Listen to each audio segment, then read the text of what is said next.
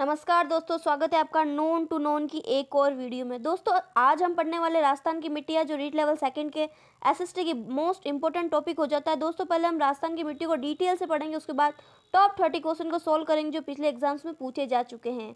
तो दोस्तों वीडियो अच्छी लगे तो लाइक कर दीजिएगा, चैनल को सब्सक्राइब कर दीजिएगा और नीचे दिए गए बेल आइकन को प्रेस किए बिना कहीं मत जाइएगा। तो चलिए दोस्तों वीडियो को स्टार्ट करते हैं।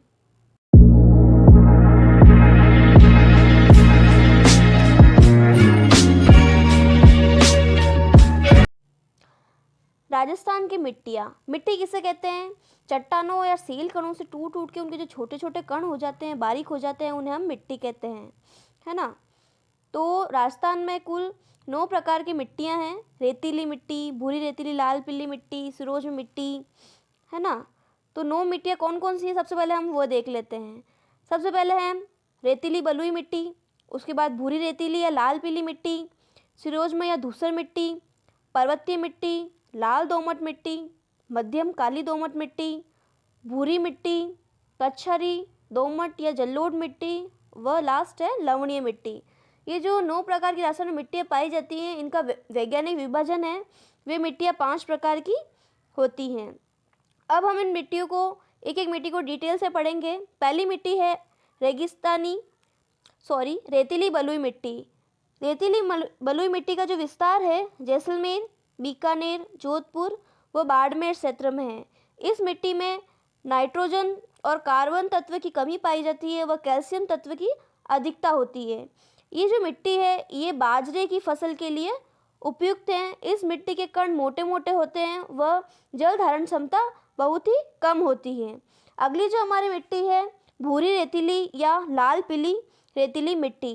ये जो मिट्टी है इसका विस्तार क्षेत्र गंगानगर, हनुमानगढ़, बीकानेर, चूरू, जोधपुर, सीकर, झुंझुनू, बाड़मेर और नागौर है। इस मिट्टी में नाइट्रोजन उपस्थित होती है तथा यह दलहनी जो दालें होती हैं उन फसल के लिए उपयुक्त हैं। अगली जो हमारी मिट्टी है वह है सिरोज्म मिट्टी। इस मिट्टी में नाइट्रोजन व कार्बन की मात्रा अधिक व लवण की मात्रा कम पाई जाती है। इस मिट्टी का जो विस्तार क्षेत्र है वह है जालोर, सिरोही, पाली, अजमेर, नागौर, जयपुर व सीकर।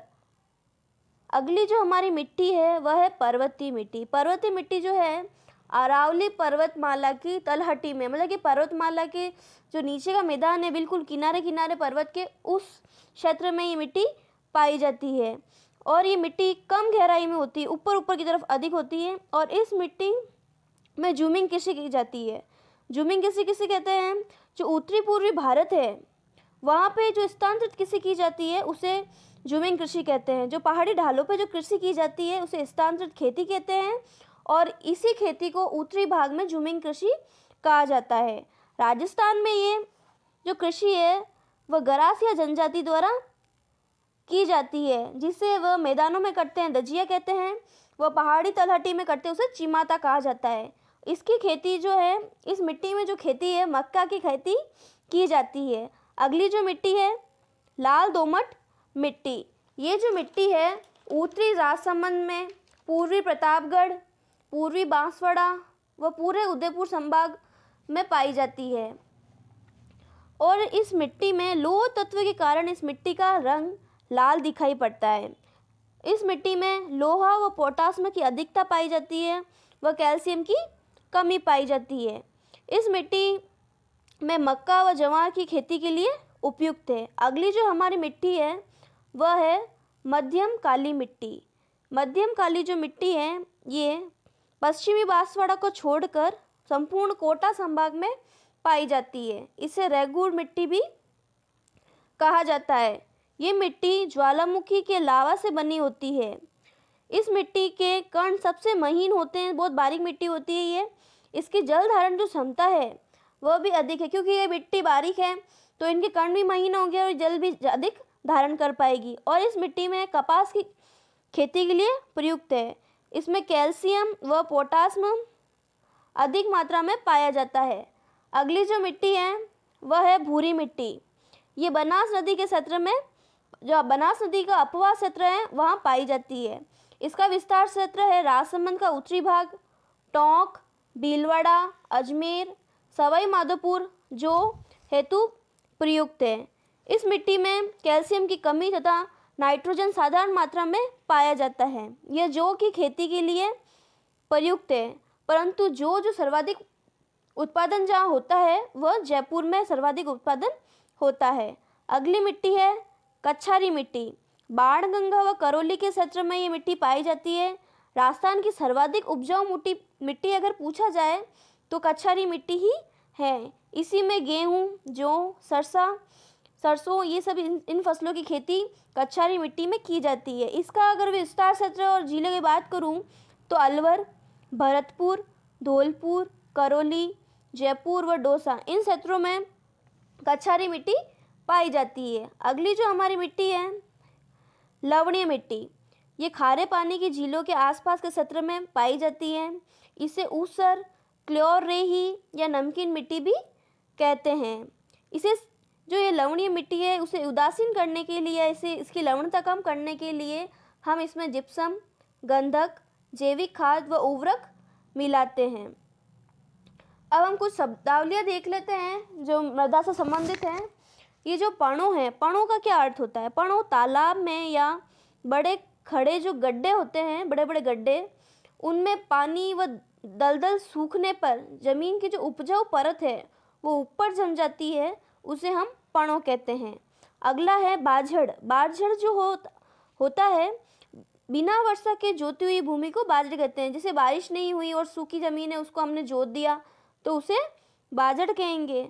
और जो राजस्थान में सबसे सर्वाधिक बंजर भूमि या बाजड़ भूमि की या फिर अकृषि भूमि जो है वो उदयपुर जिले में है और दूसरा नंबर जो है जैसलमेर का आता है।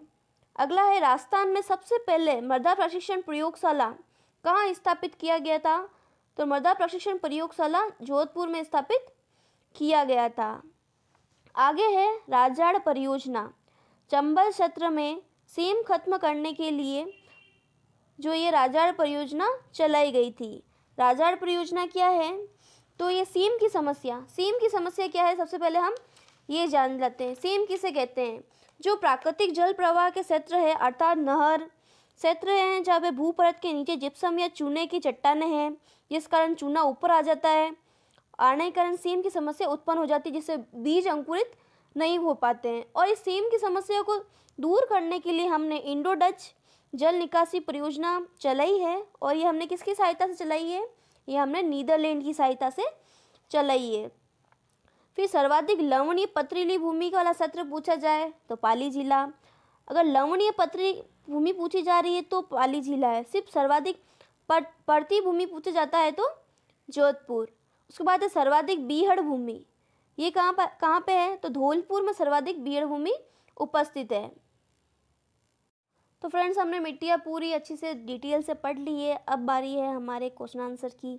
पहला क्वेश्चन है राज्य के पश्चिमी भाग में किस प्रकार की मिट्टी पाई जाती है? राजस्थान का जो रेतीला मरुस्थलीय भाग है उसमें पश्चिमी जो भाग है उसमें किस प्रकार की मिट्टी पाई जाती है? तो रेतीली बलुई मिट्टी पश्चिमी भाग में पाई जाती है, मरुस्थल क्षेत्र में पाई जाती है। अगला क्वेश्चन है उत्तरी राजस्थान में मुख्यतः कौन सी मिट्टी पाई जाती है? उत्तरी राजस्थान में हनुमानगढ़, गंगानगर उस क्षेत्र में कौन सी मिट्टी पाई जाती है? बलुई दोमट मिट्टी पाई जाती है। अगला क्वेश्चन है हाड़ौती के पठार पर मुख्य कौन सी मिट्टी पाई जाती है? हाड़ौती के पठार पर मुख्यतः मध्यम काली मिट्टी पाई जाती है। अगला क्वेश्चन देखते हैं पूर्वी मैदानी क्षेत्र में कौन सी मिट्टी पाई जाती है? जयपुर, कोटा संभाग साइड में कौन सी मिट्टी पाई जाती है? तो कच्छारी या दोमट मिट्टी पाई जाती है क्योंकि कोटा संभाग में नदियाँ सर्वाधिक है तो उसकी वजह से जलोढ़ मिट्टी या कच्छारी दोमट मिट्टी सर्वाधिक पूर्वी क्षेत्र में पाई जाती है। अगला क्वेश्चन है राज्य के सर्वाधिक क्षेत्र में फैली मिट्टी कौन सी है? तो भूरी रेतीली जो मिट्टी है वो सर्वाधिक क्षेत्र में फैली हुई हो पश्चिम भाग में, दक्षिण पश्चिम और पश्चिम भाग में सर्वाधिक जो राजस्थान में फैली हुई मिट्टी है वो भूरी रेतीली मिट्टी है। अगला क्वेश्चन है कौन सी मिट्टी में लोहांश सर्वाधिक पाया जाता है? तो काली मिट्टी में लोहांश सर्वाधिक पाया जाता है।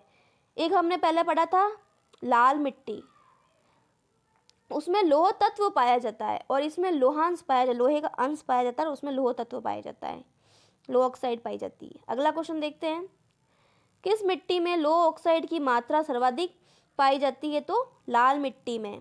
उसमें लोहांश है और इसमें लो ऑक्साइड है, कंफ्यूज नहीं होना है। अगला क्वेश्चन देखते हैं, मिट्टी में लवण की समस्या को दूर करने के लिए खेतों में क्या डाला जाता है? जिप्सम डाला। मिट्टी में अगर लवणीय की समस्या खत्म करनी है तो हमें जिप्सम डालना चाहिए। अगला क्वेश्चन देखते हैं, रेंगती हुई मृत्यु किसे कहा जाता है? तो मिट्टी के अपरदन को ही रेंगती हुई मिट्टी की मृत्यु कहा जाता है। अगला क्वेश्चन देखते हैं, मिट्टी का कटाव या अपरदन कितने प्रकार का होता है? मिट्टी का कटाव या अपरदन 2 प्रकार का होता है। परत अपरदन, एक तो परत किसी हवा के द्वारा या फिर किसी मानवीय सोर्स द्वारा मिट्टी का एक स्थान से दूसरे स्थान पर चले जाना परत अपरदन कहलाता है। दूसरा होता है अवनालिका अपरदन, जो नदी द्वारा किया जाता है, और राजस्थान में अवनालिका अपरदन सर्वाधिक चंबल नदी के द्वारा किया जाता है। और जिस क्षेत्र में चंबल नदी मिट्टी वहाँ से ले जाती है, अपरदन हो जाता है मिट्टी का, उस क्षेत्र को डांग क्षेत्र कहते हैं। अगला क्वेश्चन है, पश्चिमी मरुस्थलीय प्रदेश में मिट्टी अपरदन किसके द्वारा होता है? तो पश्चिम में धुरे हैं और वो वायु द्वारा एक स्थान से दूसरे स्थान चले जाते हैं, तो किसके द्वारा हुआ मिट्टी अपरदन? वायु के द्वारा। अगला क्वेश्चन देखते हैं, राज्य के पूर्वी व दक्षिणी भागों में मिट्टी अपरदन किसके द्वारा होती है? पूर्वी व दक्षिणी भागों में, तो पूर्व में कोटा संभाग वगैरह, नीचे दक्षिण में आता है, तो नदियों द्वारा, जल के द्वारा ही होगी। अगला क्वेश्चन देखते हैं, खारी व लवणीय भूमि को क्या कहते हैं? तो ऊसर भूमि कहते हैं। खारी और लवणीय भूमि को क्या कहते हैं? सारी मिट्टी पढ़ी थी हमने, लवणीय मिट्टी, तो उस भूमि को क्या कहते हैं? ऊसर भूमि। अगला क्वेश्चन देख लेते हैं, वह कौन सी मिट्टी है जो कई वर्षों तक बिना खाद के भी उपजाऊ बनी रहती है? तो वह काली मिट्टी है जो कई वर्षों तक बिना खाद के भी उपजाऊ रहती है। अगला क्वेश्चन है, राजस्थान केंद्रीय भू संरक्षण बोर्ड कहाँ पर स्थित है? तो यह स्थित है कोटा व जोधपुर में। अगला क्वेश्चन देख लेते हैं, राजस्थान मृदा प्रशिक्षण प्रयोगशाला कहाँ पे है? जोधपुर व जयपुर में। अगला क्वेश्चन है, राजस्थान समस्याग्रस्त मिट्टी जांच प्रयोगशाला कहाँ पर है? जिस मिट्टी में प्रॉब्लम है कि अत्यधिक क्षारीय है, अत्यधिक लवणीय है, वो मिट्टी की समस्या अलग अलग हो सकती है, उसकी जो जांच प्रयोगशाला है वो कहाँ पर स्थित है? तो वह जोधपुर में स्थित है। अगला क्वेश्चन है, काजरी, आफरी व जाफरी कहाँ स्थित है? तो ये भी जोधपुर में स्थित है। अगला क्वेश्चन देखते हैं, भू संरक्षण की दृष्टि से सबसे महत्वपूर्ण वृक्ष कौन सा है? तो सुबबुल। जो सबसे महत्वपूर्ण वृक्ष है सुबबुल। सुबबुल वृक्ष का जो वैज्ञानिक नाम है लूसियाना लुकोस्लेफला। इसका जो ये वैज्ञानिक नाम है, कई बार एग्जाम में वैज्ञानिक नाम भी पूछ लिए जाते हैं, इसलिए आप ध्यान में रखिएगा। तो भू संरक्षण की दृष्टि से सबसे महत्वपूर्ण वृक्ष है सुबबुल। ये बबूल की जड़ें अंदर गहराई तक होती है जमीन में और वो मिट्टी को पकड़ के रखती है, इसलिए भू संरक्षण की दृष्टि से सबसे महत्वपूर्ण वृक्ष सुबबूल है। अगला क्वेश्चन देख लेते हैं, अरावली पर्वतमाला के दोनों और कौन सी मिट्टी का विस्तार है? तो भूरी रेतीली मिट्टी का विस्तार है अरावली के दोनों तरफ। अगला क्वेश्चन देखते हैं, राजस्थान में मिट्टी अपरदन को सबसे अधिक प्रोत्साहन देने वाली नदी कौन सी है? तो वह है चंबल नदी। अगला क्वेश्चन देखते हैं, रेतीला मगरा किसे कहा जाता है? पश्चिमी मरुस्थलीय प्रदेश में बलुई मिट्टी के प्रधान क्षेत्रों को रेतीला मगरा कहा जाता है। अगला क्वेश्चन देखते हैं, पीली भूरी रेतीली मिट्टी कहाँ पाई जाती है? नागौर व पाली में। नागौर और पाली में पीली मिट्टी पाई जाती है। अगला क्वेश्चन है, अल्फीसोल किसे कहा जाता है? तो जलोढ़ मिट्टी को, ये वैज्ञानिक नाम है जलोढ़ मिट्टी का, अल्फीसोल्स। अल्फीसोल्स जलोढ़ मिट्टी। अगला क्वेश्चन देख लेते हैं, समस्त मिट्टियाँ जो रेगिस्तान में पाई जाती है उसे क्या कहा जाता है? तो एरिडोसॉल्ट कहा जाता है। जो रेगिस्तान में जो मिट्टी पाई जाती है, रेतीली मिट्टी है, उसे एरिडोसॉल्ट कहा जाता है। अगला क्वेश्चन है, इंसेप्टिसोल्स क्या है? तो पर्वतीय क्षेत्रों की मिट्टी को इंसेप्टिसोल्स कहा जाता है। अगला क्वेश्चन है, वर्टिसोल्स क्या है? काली मिट्टी को वर्टिसोल्स कहते हैं।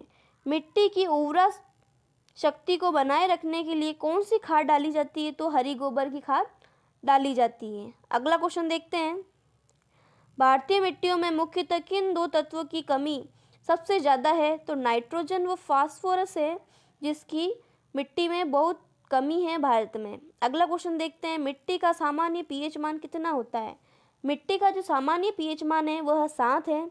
अगर मिट्टी इसका 7 से अधिक पीएच मान हो जाता है तो मिट्टी अम्लीय क्षारीय हो जाएगी, लवणीय हो जाएगी, और इसका पीएच मान घट जाता है तो मिट्टी अम्लीय हो जाएगी। और इसका पीएच मान 7 रहता है, मतलब ये उदासीन रहेगी, ना ऐसी अम्लीय होएगी ना क्षारीय होएगी। तो आई होप दोस्तों आपको वीडियो बहुत ही अच्छी लगी होगी। वीडियो अच्छी लगी जल्दी से लाइक कर दीजिए और अपने फ्रेंड्स के साथ शेयर कर दीजिए, और सब्सक्राइब करना तो बिल्कुल मत भूलिएगा। थैंक यू दोस्तों, मिलते हैं अगली वीडियो में। जब तक के लिए जय हिंद, जय भारत।